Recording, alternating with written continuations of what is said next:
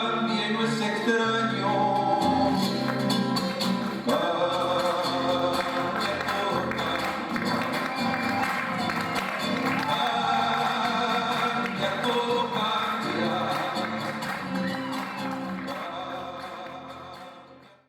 Guillermo es biólogo y educador ambiental. Gracias, Guillermo, por elegirnos, por prestigiar a esta ciudad, por tenerte acá y por permitirnos disfrutar de tus saberes. Muchísimas gracias.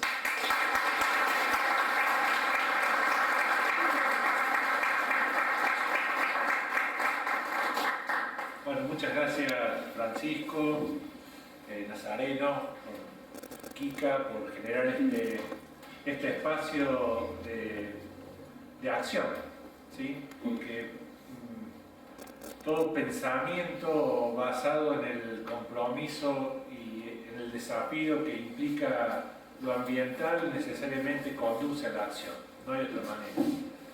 Y la acción es siempre transformadora y por eso es profunda y eminentemente política. Así que celebro este espacio, este encuentro. Está planteado como una charla, así que lo que voy a hacer es una serie de disparadores, unas reflexiones muy en general, como para después enriquecerlo con el diálogo y el intercambio, porque lo ambiental nos da la oportunidad de ser un concepto lo suficientemente amplio, integrador, complejo, motivador, desafiante, como para reconocernos, ojalá, como parte del ambiente, pero también especialmente siempre tenemos algo para decir al respecto, ¿sí? Muchas veces nos inhibe, porque parecería que es una cuestión técnica, que es más vinculado a los saberes científicos, pero en la medida que el concepto de ambiente lo internalicemos y lo humanicemos y nos consideramos y lo sintamos como parte de lo común, de lo compartido, entonces ahí tenemos toda la licencia y habilitación para compartir experiencias, conocimientos y saberes que van más allá de lo científico, tecnológico o técnico, ¿sí? Y bueno, y celebrar también que mañana iniciamos un proceso de formación. Vamos a hacerlo en 2 tramos, en 2 cursos. Es un curso de educación ambiental vinculado, vamos a tomar como caso de referencia la gestión integral de los residuos en el marco de la campaña de desarrollo del GIRSO acá en la ciudad, pero le agregamos también el componente de economía circular, proponernos un modelo de producción y desarrollo basado en una noción de ciclo, tal como nos enseña el funcionamiento de la naturaleza, que siempre es cíclico, y le agregamos un elemento más que aparece al final, pero tal vez tendría que estar al principio, que es y pensamiento sistémico, ¿sí? Porque en definitiva de lo que se trata, el mayor desafío tiene que ver con la comprensión y nuestro modo de pensar y actuar. Esta charla en particular le pusimos como título, habíamos dicho primero desafíos ambientales, y pedí que además de desafíos dijéramos también oportunidades y necesidades. Entonces, lo que voy a desarrollar ahora, muy en general, de manera breve, insisto como disparador, es en torno a esas 3 ideas: qué desafíos, qué oportunidades y qué necesidades. El primer y gran desafío, y que nos corre de un lugar en el que los humanos nos hemos arrogado el sitio, que es el del centro, es el de comprender la naturaleza, los sistemas naturales y aprender de ellos principalmente que el funcionamiento de todo sistema natural es un funcionamiento sistémico. Y es muy importante el concepto de sistema porque tenemos una forma de construir nuestro conocimiento de tipo analítico que se basa en la separación de las partes para luego inferir el funcionamiento del todo. Entonces tendemos a fijar nuestra atención para comprender en las cosas, en los componentes del sistema. Pero nos cuesta mucho lo que no es evidente, porque nuestro sistema de desarrollo cognitivo está fuertemente basado en el sentido de la vista. Todo el método científico está basado en la observación, que lo llevamos al ámbito popular y decimos ver para creer. Confiamos tanto en nuestra vista que parecería que existe aquello que podemos ver. Y lo que no vemos es lo que está entre las interacciones, lo que hace que un sistema funcione como una totalidad organizada. Del funcionamiento de los componentes que interactúan y se retroalimentan entre ellos, emergen propiedades que no le pertenecen a ninguna de sus partes. Es lo que se llama, desde la perspectiva sistémica, propiedades emergentes. El ambiente es un perfecto ejemplo del sistema, tal vez más complejo que podemos llegar a intentar conocer o aproximarnos para comprenderlo. Pero aprendamos primero, como un gran desafío, y además con una perspectiva ética de humildad, y que nos tiene que llevar a un posicionamiento de agradecimiento y de veneración, que es comprender el funcionamiento de los sistemas naturales. Entonces ya vimos que son los sistemas. Agregarle el sistema natural implica reconocer que la naturaleza existe, y lo voy a plantear como un concepto provisorio porque hemos tenido que crear el concepto de naturaleza para poder separarnos de ella. Porque la pregunta que podemos generar como una interpelación: ¿existe la naturaleza? Y si existe la naturaleza, ¿qué no sería natural? Los humanos no somos naturales, no somos naturaleza, no somos parte de, y ahí se da una gran escisión que hace a nuestra cosmovisión, que hace a nuestra característica como civilización occidental y moderna, que es esa gran separación sociedad-naturaleza. La sociedad es algo distinto a la naturaleza.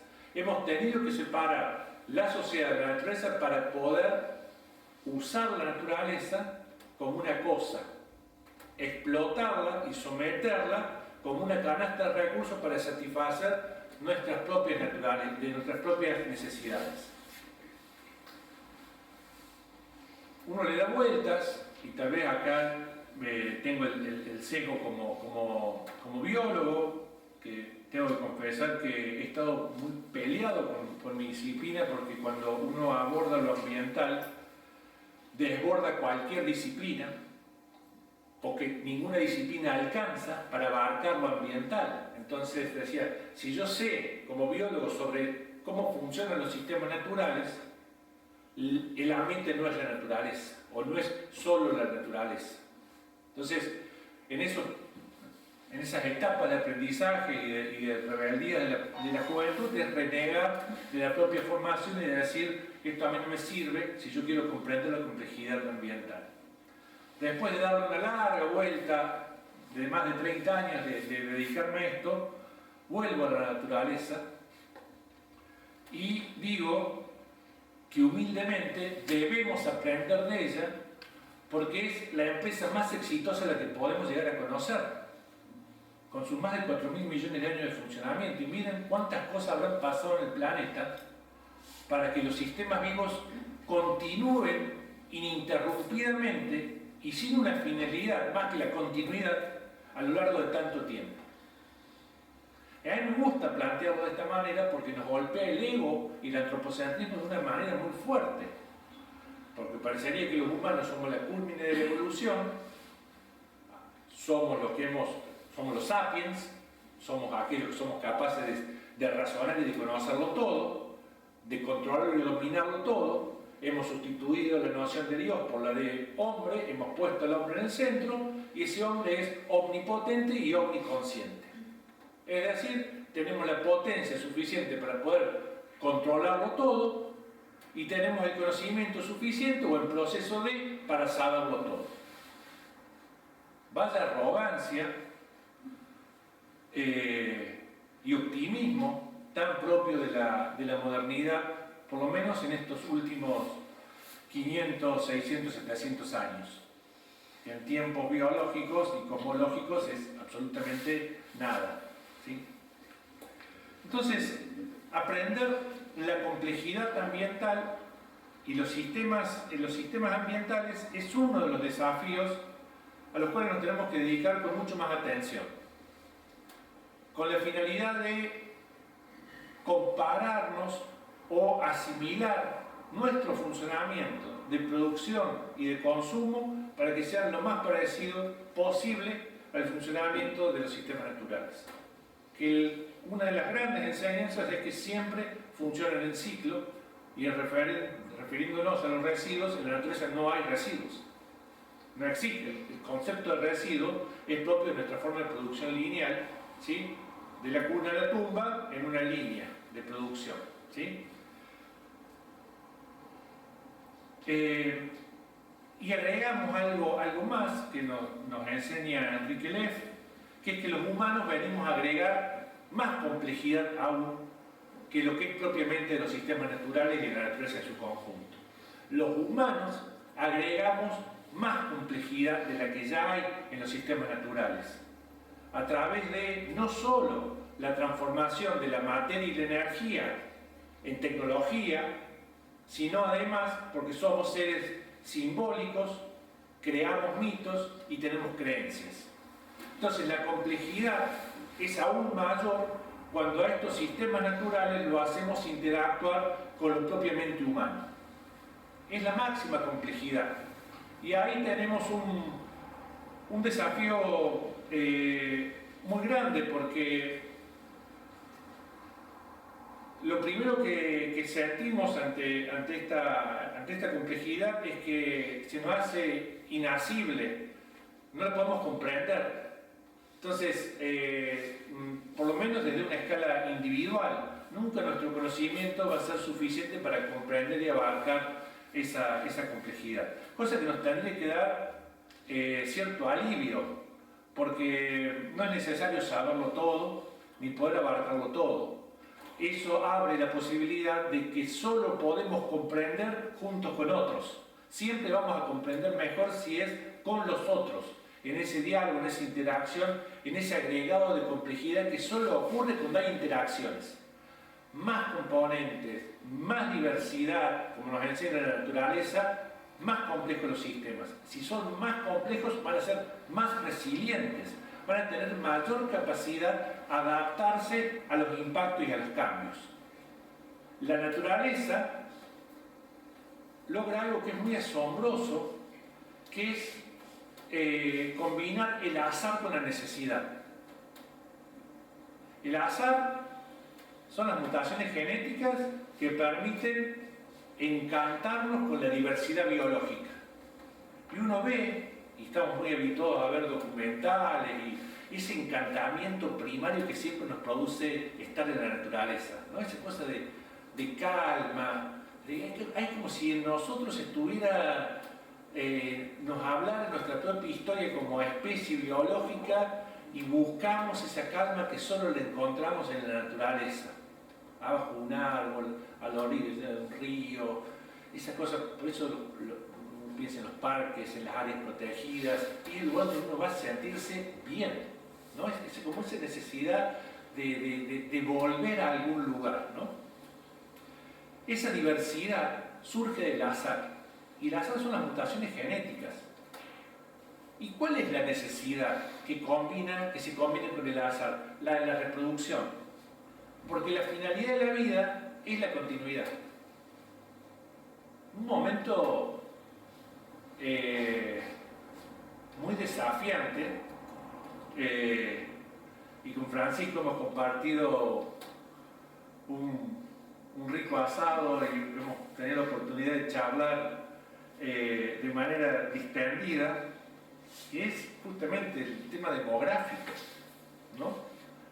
Hemos perdido o vamos hacia lo que en algún momento, desde los primeros planteos del ecologismo, era el mayor riesgo planetario, es la bomba poblacional, la explosión demográfica, decían en los 60, en los 70. Un planteo bien malthusiano, que era: si la población crece, reconociendo que vivimos en un planeta que es finito materialmente, y este pensamiento de Malthus venía de la revolución industrial en Inglaterra, en donde los recursos eran efectivamente escasos, lo que hay no alcanza, no va a alcanzar. Si nos seguimos reproduciendo de manera exponencial y de manera acelerada, en algún momento los recursos del planeta colapsan y no alcanzan para ese aumento poblacional. Era la mayor alarma que planteaban los ecologistas europeos, principalmente, ¿no? Claro, ¿cómo no lo van a plantear ellos si vivían en Europa? Y Europa no tiene recursos, prácticamente no tiene recursos, no tienen energía, su biodiversidad está absolutamente degradada, o estaba aún más degradada que ahora, que se ha recuperado un poco. Ellos veían la escasez. Mientras cuando esto se discutía allá por el principio de los 70 y se empieza a establecer por primera vez la relación entre ambiente y desarrollo, o degradación ambiental y estilo de desarrollo, estamos hablando del año 72, la primera cumbre de la Tierra, los países latinoamericanos decían: eso no es nuestro problema. Nuestro problema es social. Nuestro problema tiene que ver con el analfabetismo, la falta de atención primaria de la salud, sostener las democracias. ¿Qué me vienen a hablar de cuidar la naturaleza y conservar? O que el problema es poblacional, cuando tenemos enormes extensiones de territorios, enormes cantidades de naturaleza, diversidad cultural, pero tenemos una pobreza estructural muy grave que hay que atender. Entonces decían: lo ambiental no es lo nuestro, decían los países latinoamericanos en particular. Decían: nuestros problemas no son ambientales, son sociales, decía en ese momento. ¿Por qué? Y porque lo ambiental se planteaba exclusivamente desde una perspectiva ecologista, la conservación de la naturaleza. Mientras que estos decían que conservar la naturaleza, si nosotros nos sobra naturaleza, no es nuestro problema. Ahí había un concepto de ambiente muy limitado y muy reduccionista desde el eurocentrismo, que era lo ambiental exclusivamente como conservación de la naturaleza y las amenazas de la conservación dado el aumento poblacional. Si seguimos creciendo, los recursos no alcanzan. Nosotros aprendimos de alguna manera, como colonizados que tenemos nuestro pensamiento por el eurocentrismo,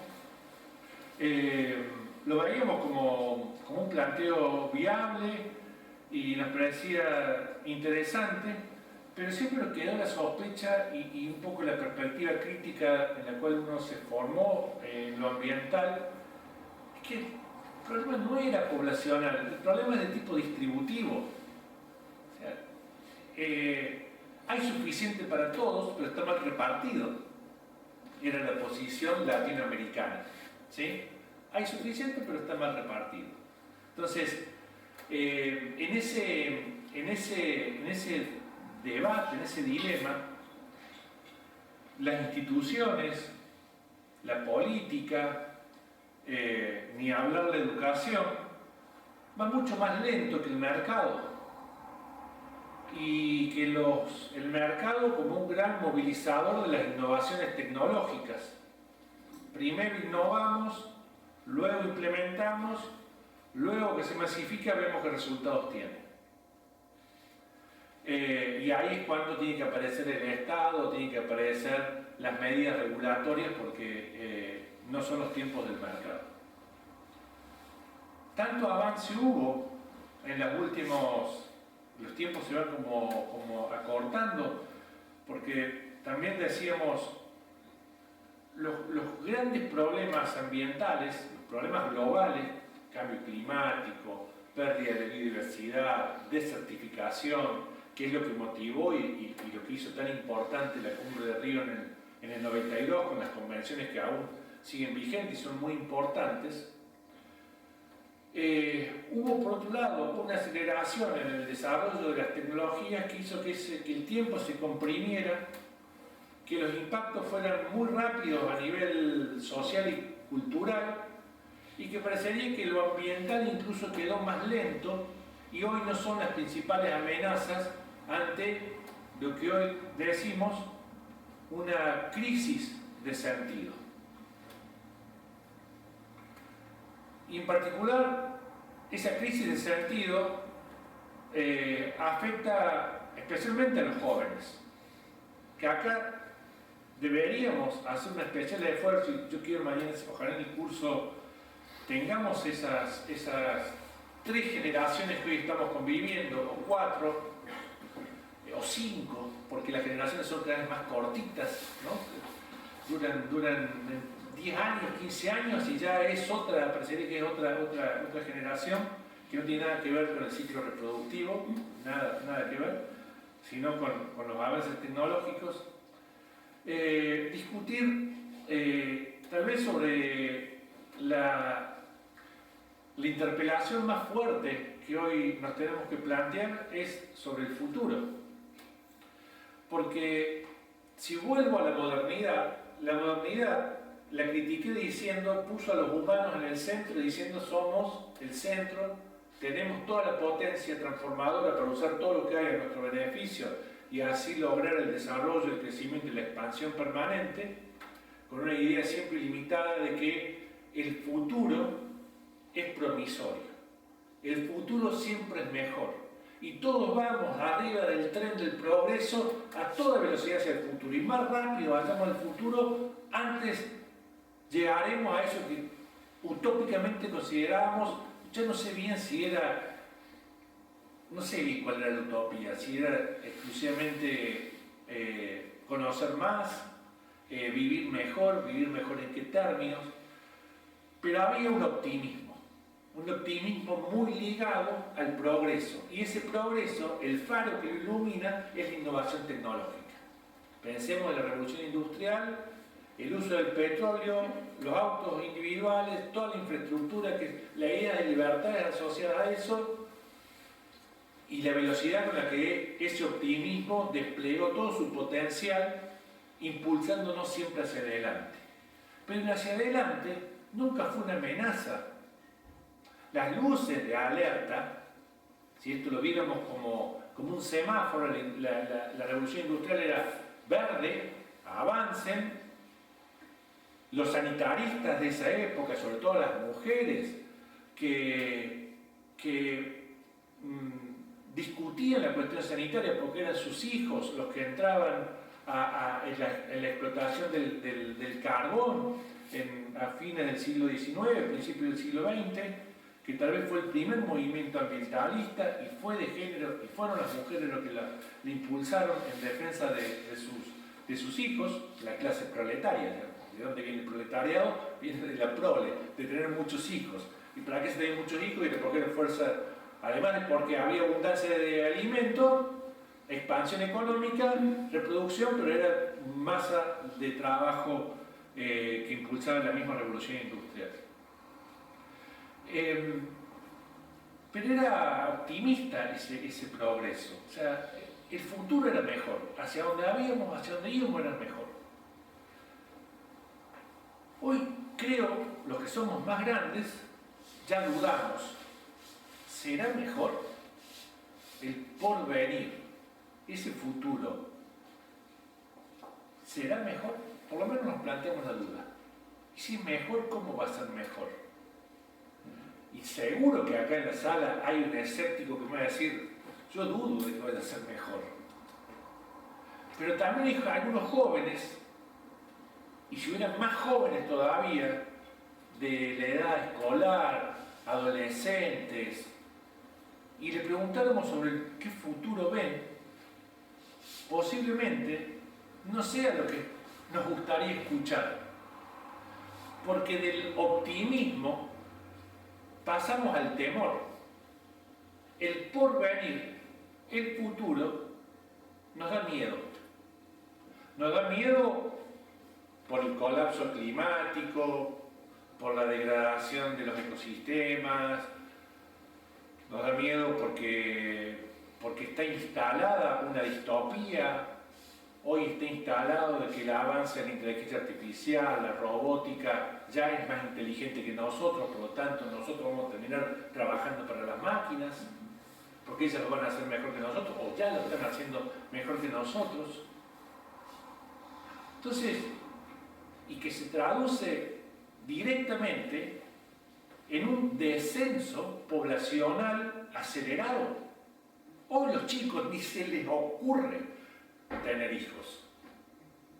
Por una cuestión de comodidad dirán otros, pero ¿qué pasó con este capitalismo avanzado, tan sofisticado, tan tecnológico, que cumplió con muchas de esas utopías que se proyectó desde la ciencia ficción y el avance tecnológico no nos deja de producir encantamiento? ¿Qué pasó para llegar a una concepción de un futuro que es una amenaza y de no tener ganas de lo más primario que es propio de la vida, que es la continuidad? Pero cuando no hay continuidad, se termina la vida. Lo que dice Max Fisher, dice, cuando hablamos de crisis de sentido, y él lo hacía estudiando a sus estudiantes del profesorado, le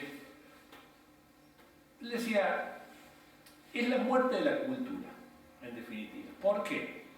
Porque si los jóvenes no son capaces de proyectar las transformaciones y empujar los cambios, ¿quiénes lo van a hacer?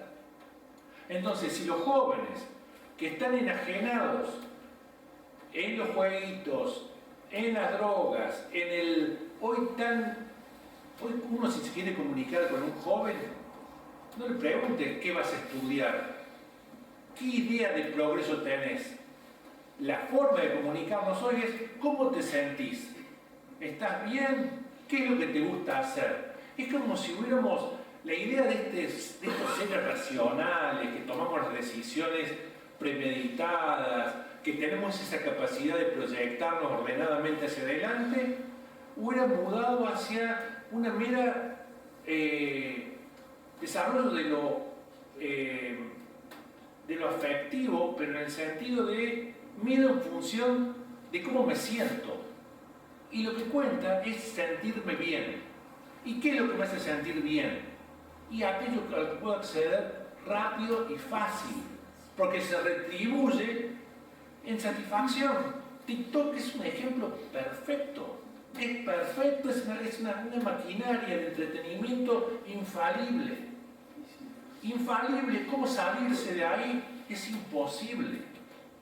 Porque nos conoce y nos va a dar algo que en definitiva va a producir hastío y va a producir aburrimiento, porque esos videitos cortos y uno atrás de otro son completamente insatisfactorios, pero perdí la capacidad o no tengo el incentivo de imaginarme alguna cosa distinta, porque se me retribuye en un placer inmediato. Es un desafío y un dilema gigantesco para la educación, ni hablar. Entonces, si es un desafío comprender cómo funcionan los sistemas naturales, si es un desafío comprender la complejidad que los humanos le venimos a agregar al mundo, y es un desafío aún mayor entender los impactos que este sistema de desarrollo y de consumo tiene, tenemos que encontrar de alguna manera dónde están las oportunidades. Y como oportunidades, yo veo un montón de oportunidades. O sea,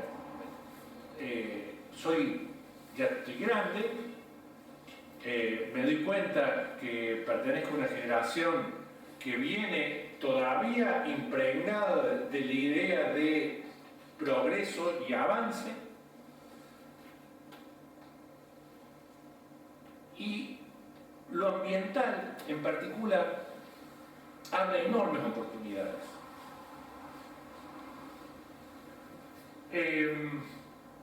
Una que veo como desafiante es que el ambiente o lo ambiental, eso sí está instalado generacionalmente, porque nosotros que somos más grandes tuvimos que crear la noción del problema ambiental. No éramos chicos, incluso cuando era estudiante universitario, estudié biología y estudié biología, me formaron como biólogo con sistemas naturales no impactados por la acción humana. Y me recibí en el 95, o sea, ya había pasado Río 92. Incluso el profesor de ecología, que era una materia de cuarto año, cuando le preguntábamos por el tema ambiental, y nos contestaba de manera irónica diciendo que las mejores rosas nacen en Nueva York. Siempre me pareció una respuesta críptica que me costó entenderla con el tiempo, pero era: si las rosas nacen en Nueva York es porque las ciudades no tienen problemas, pues si no las rosas no serían tan bellas.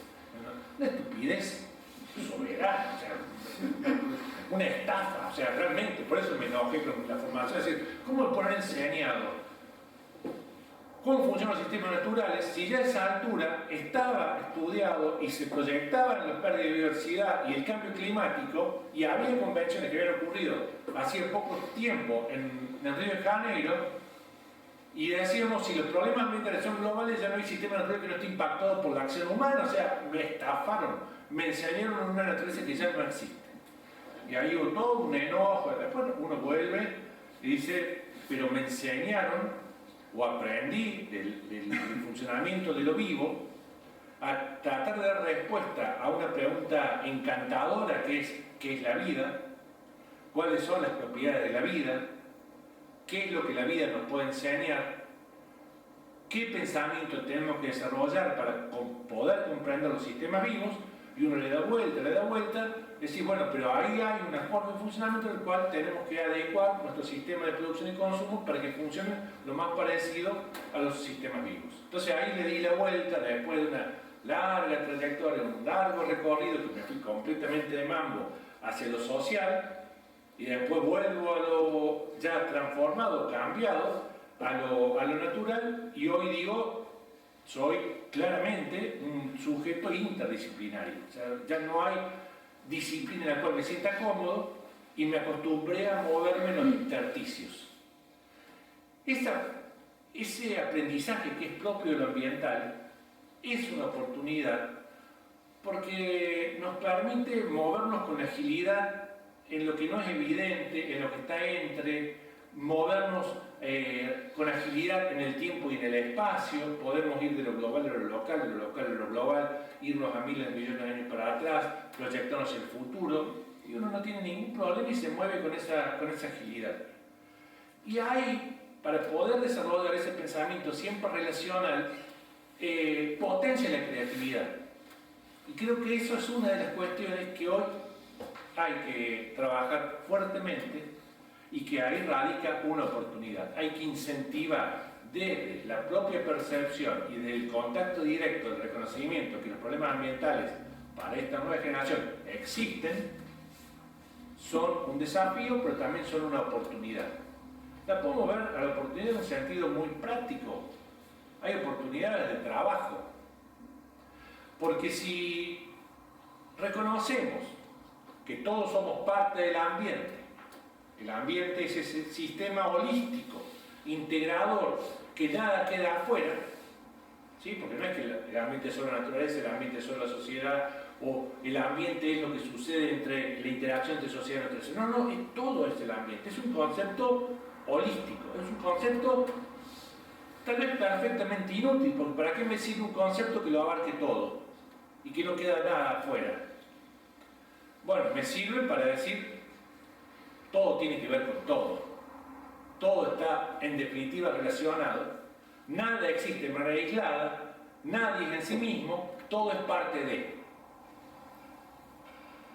Y después de ahí uno se puede acomodar y hacer los recortes y decir, de todo ese concepto holístico voy a enfocarme en la gestión integral de los residuos, voy a enfocarme en el manejo del agua, pero yo ya sé que ese recorte, que siempre es arbitrario, pertenece a una totalidad integrada que es más compleja y que lo abarca, que se llama contexto.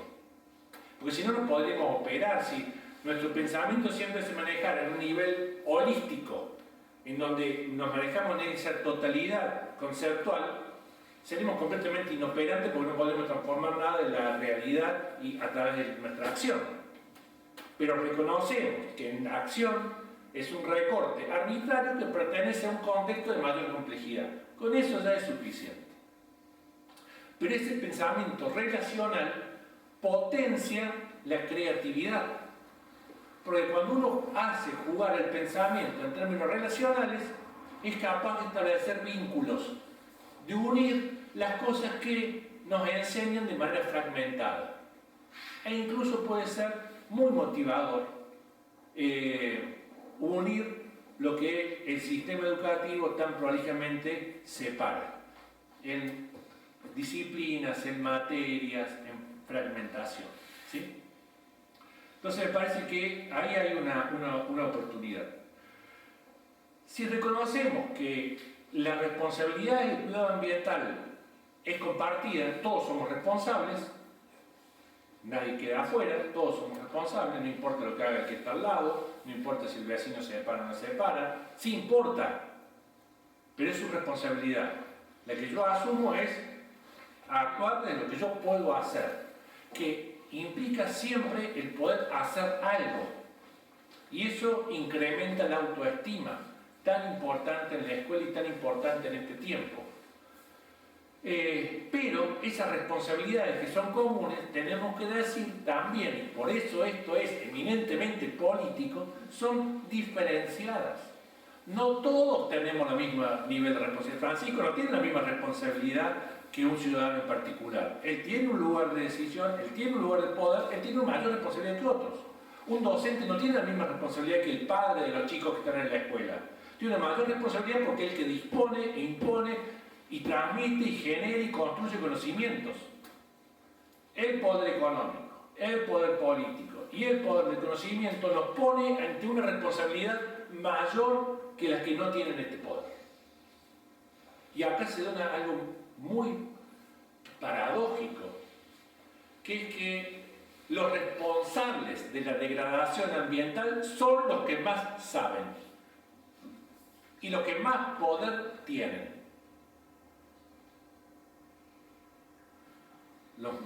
Los grandes ingenieros, los que son los grandes constructores de las grandes obras, esos son los que tienen mayor responsabilidad, pero también son los que más impacto han generado. No como se decía, los pobres son los responsables de la degradación ambiental porque son los que desmontan. Es un cinismo insoportable, o sea, no es cierto eso. Nunca va a ser más responsable el que menos tiene. Por más que haga las cosas, tal vez con una conciencia ambiental que los que tenemos más oportunidades de conocimiento podemos desarrollar. Entonces, las responsabilidades son comunes, pero son diferenciadas. ¿Sí? Y si algunos, reconociendo eso, son más responsables que otros, y si esos son más responsables son los que más se han beneficiado en diferentes escalas, ¿sí? Pongámoslo para patear la pelota afuera de la cancha, patearla lejos, los países más desarrollados son los que se tienen que hacer cargo de remediar a aquellos que han destruido para lograr su beneficio, que le vamos a llamar altos niveles de desarrollo. ¿Cómo lo hubieran hecho si no hubiera sido a costa de quemar tanto petróleo, tanto gas, tanto carbón, que cambiaron la composición de la atmósfera. Generan una acumulación de gases de efecto invernadero, dióxido de carbono, de tal cantidad, por la cantidad de energía que usaron para su desarrollo, para su crecimiento, para su expansión. Es difícil de decir, que es lo que se negocia en cada COP de cambio climático, en cada COP de biodiversidad, ustedes son los que tienen que poner ahora para remediar. Y imagínense la tensión que hay ahí, y te aparece un Donald Trump diciendo, sí, voy a poner, no le pongo nada, ¿sí? Porque ni siquiera voy a reconocer que el cambio climático existe, ¿sí? Y ahí, si logramos, a través de la acción política, y acá vuelvo a los desafíos, hay un desafío enorme que es las democracias se nos van debilitando. Si tenemos falta de perspectiva de futuro, si no tenemos la imaginación para pensar alternativas, si se instaló la distopía, si tenemos ya asimilado que vamos a terminar delegando nuestro pensamiento para que lo hagan las máquinas, el resultado más directo es que las democracias se debilitan. Y lo estamos viendo hoy, este experimento en vivo. Desde el porcentaje de gente que deja de ir a votar a el desentendimiento de la participación política en partidos, en organizaciones de la sociedad civil. Hay una degradación, una pérdida de eso que decíamos, y giras en la democracia directa, la democracia vibrante, la democracia donde la gente participa y decide. Pensemos en el 2001 y todas las redes solidarias y de trueques que se organizaban. O sea, eso se desintegró y de esa crisis quedó muy poco. O quedó la desintegración de los partidos y bueno, todo lo que ya sabemos. Entonces, tenemos ahí una oportunidad y hay que hacerlo a través de la acción política.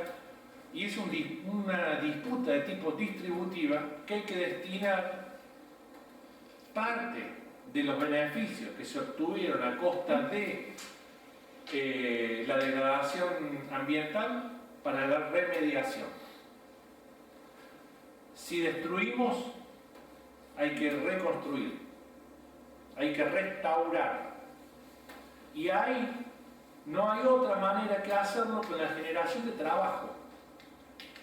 Por lo tanto, es un problema no solo ecológico, conservar y restaurar, no solo político, que es ir hacia procesos de distribución más justas, sino también y eminentemente económico, porque hay que generar más trabajo y ahí están indudablemente las oportunidades. Y para generar más trabajo, para remediar, para hacer gestión integral de los residuos, y ahí tuviste que poner técnicos que saben del tema, tuviste que generar tecnología apropiada para eso. Eso es trabajo. Que si no se hace esa gestión integral de los residuos, esos trabajadores en torno a una gestión eficiente de los residuos no son tales, no son trabajadores, no están empleados, no están trabajando, las cooperativas lo hacen en condiciones insalubres y lo que ya sabemos. Entonces ahí creo que radica una gran oportunidad y que nos da una cuota de realismo muy fuerte. Si nosotros la discusión ambiental la llevamos a las oportunidades que se generan para generar más y mejor trabajo, encontramos un elemento muy potente para discutir desde otro lado, que no es la mera conservación romántica de la vuelta a la naturaleza. No hay vuelta a la naturaleza, nadie lo plantea así además. No es posible ni nadie lo quiere. ¿Sí? Y creo, y ya para cerrar, hay un montón sobre esto, todo el tema de restauración ecológica, empezar a estudiar servicios de ecosistemas, empezar a ponerle valor económico a lo que no lo tenía, y Kika se me va a enojar y ahora lo podemos discutir, no hay problema. Yo ya a esta altura, lamento decir, no saco los pies del plato, son las reglas del juego, es el sistema en el que estamos, lo voy a tratar de mejorar, ese ímpetu revolucionario que supe tener cuando era más joven, hoy me doy cuenta que ya no me da el cuero y que lo que puedo hacer está más vinculado a la gestión y a la planificación y a la transformación y la acción más cerquita que la que puedo. Yo, la proyección hacia el futuro son con mis 6 hijos y ahí está mi proyección, pero en lo concreto es el aquí y ahora. Y aquí y ahora implica generar acciones que nos permitan hacer las cosas mejor.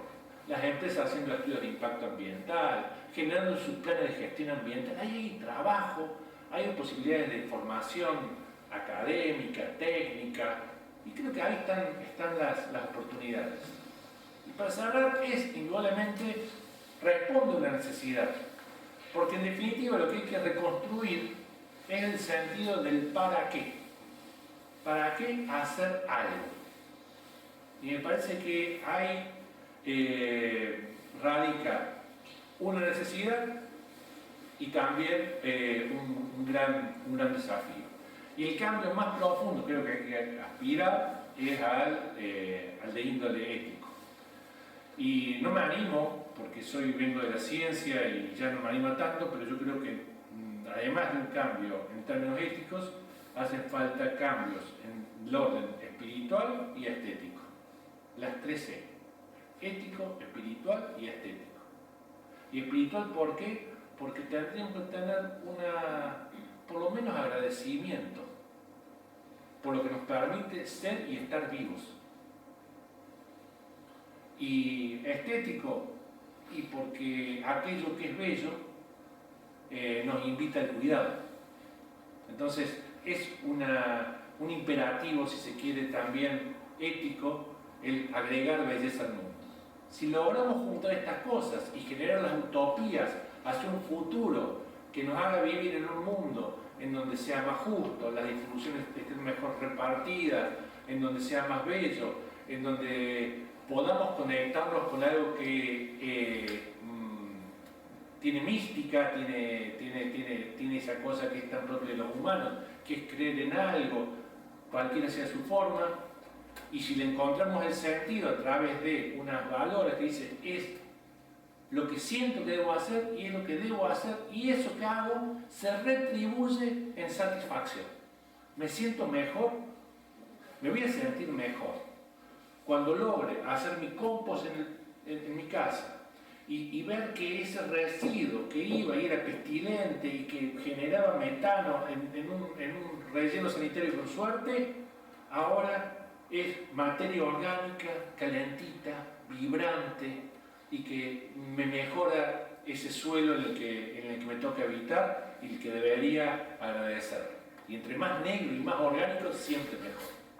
Y si lo seco y dejó de ser un residuo sucio para ser un residuo seco y ya está separado, con el tiempo me voy a dar cuenta de que eso me devuelve, no solo, primero empieza a ser como un ejercicio voluntario, pero si no lo transformamos a lo largo en una acción placentera, que luego tiene un sentido ético que es, estoy haciendo lo correcto, no habremos logrado los cambios que nos propusimos. Y creo que eso es posible y eso es lo que nos mantiene siempre encendidos para decir que lo ambiental es fuertemente motivador, nos debería entusiasmar, nos debería comprometer y nos tendría que dar sobre todo sentido. Responder el para qué. Muchas gracias.